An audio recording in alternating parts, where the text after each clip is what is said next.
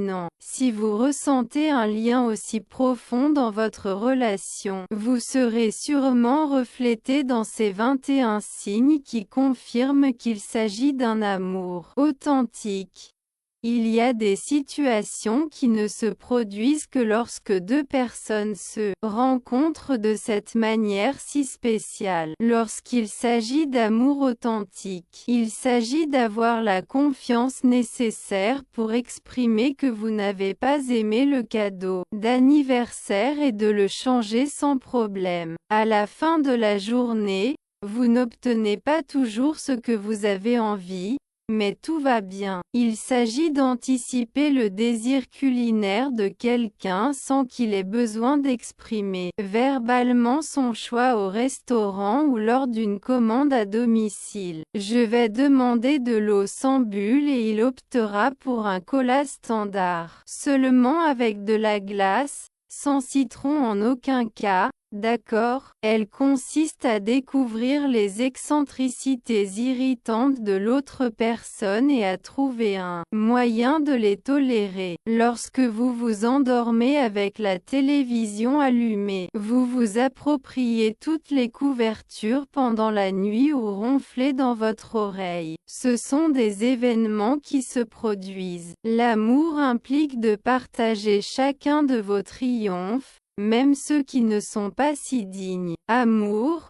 Aujourd'hui j'ai dépassé ma marque personnelle de Thémakis dans le rodizio. Ne rien cacher, et cela s'applique également à vous et au bavardage des autres. Petite, tu ignores. Identifier la colère dans le regard de quelqu'un est un signe d'amour authentique. Je ne suis pas en colère.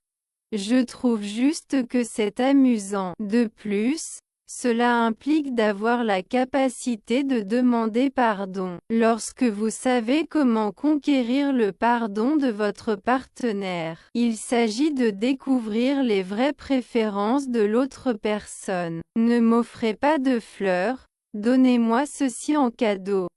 Cœur carte. Le amour se manifeste lorsque quelqu'un vous motive dans des tâches monotones, comme faire la vaisselle. N'oubliez pas qu'à un moment donné, vous devrez faire face à cette situation. L'amour se manifeste lorsque vous aimez vous envelopper dans vos propres bras. Je suis enchanté par votre cœur. Cependant, il est important de se délecter occasionnellement de la solitude et de la tranquillité que votre propre espace offre. Chaque personne dans son propre espace. Une haine résolvant une énigme de l'être et l'autre en profitant du football. En démontrant un amour mutuel. Surprendre votre partenaire avec son plat préféré est un véritable échantillon d'amour. Véritable. Le plus grand acte d'affection. Profitez d'une série sur Netflix ensemble. Pour ces jours de repos et de détente.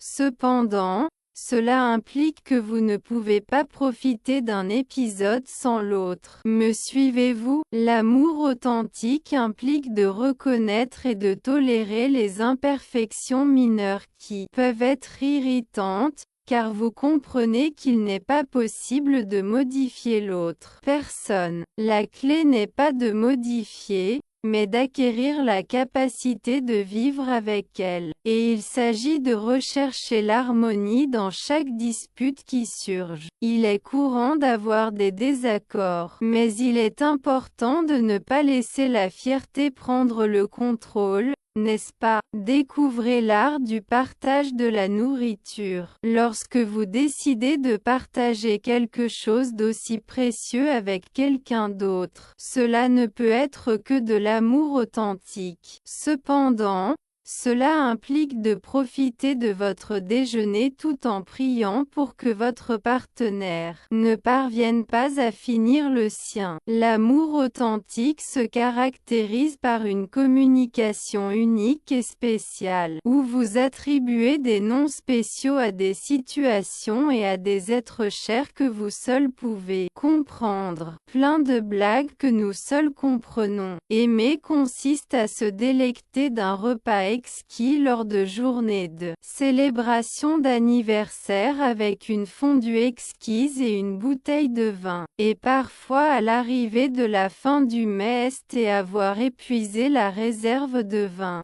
Croire en le véritable amour peut vous faire oublier le bien et le mal, ce qui peut être préjudiciable à votre relation. Avez-vous déjà confié à vos amis vos problèmes de mariage et leur avez-vous entendu dire que cela ne valait pas la peine de s'inquiéter?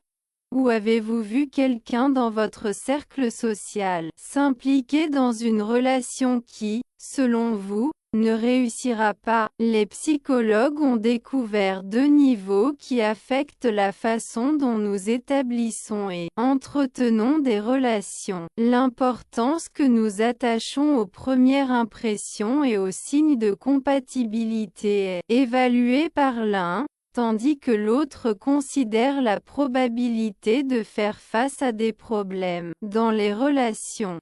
Ce sont les théories implicites des relations qui ne sont pas souvent mentionnées. Nous pouvons intuire que nous sommes plus ou moins enclins à croire au véritable amour, mais ce n'est pas quelque chose dont nous discutons ouvertement avec les autres ou que nous sommes conscients lorsque nous commençons de nouvelles relations. Ensemble, ces deux échelles peuvent révéler si nous sommes plus susceptibles d'éviter de parler des problèmes avec nos partenaires, de chercher des défauts là où ils n'existent peut-être pas et de disparaître sans donner d'explication.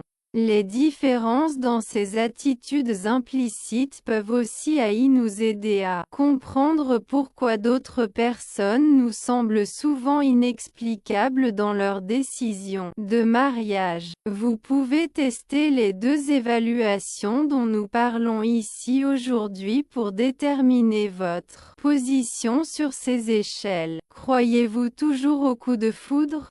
Ou dans l'amour qui devient plus fort au fil du temps? L'échelle de la double âme. Le numéro 1 signifie totalement en désaccord, et le numéro 7 signifie tout à fait d'accord. 1. Les gens sont faits l'un pour l'autre, pour qu'une relation conjugale réussisse. 2. Dans ce monde, il y a quelqu'un qui est parfait, ou presque parfait, pour moi. 3. Beaucoup de personnes naissent qui se marient découvrent, au lieu de développer, un lien profond et intime avec leur conjoint. 4. Il est crucial que ma femme et moi soyons amoureux l'un de l'autre après le mariage. 5. Je ne pourrais pas me marier avec quelqu'un sans être amoureux de lui. 6. Ni l'homme approprié ni la femme appropriée n'existent. 7. Je souhaite que mon futur mari, ou femme, soit la personne la plus merveilleuse que j'ai jamais rencontrée. 8. Les personnes à la recherche d'un partenaire idéal mettent beaucoup de temps à le trouver. 9. Les gens ne sont pas faits l'un pour l'autre, de sorte que la plupart des mariages échouent. 10. Les gens ont souvent des liens avant de se rencontrer. Nous sommes passés au classement. Additionnez d'abord les numéros des questions 1, 2, 3, 4, 5, 7, 9 et 10. Utilisez le nouveau numéro comme réponse, qu'il soit négatif, pour les questions 6 et 8. Par exemple, si vous répondez 6, votre réponse sera 2, puisque 6 moins 8 est égal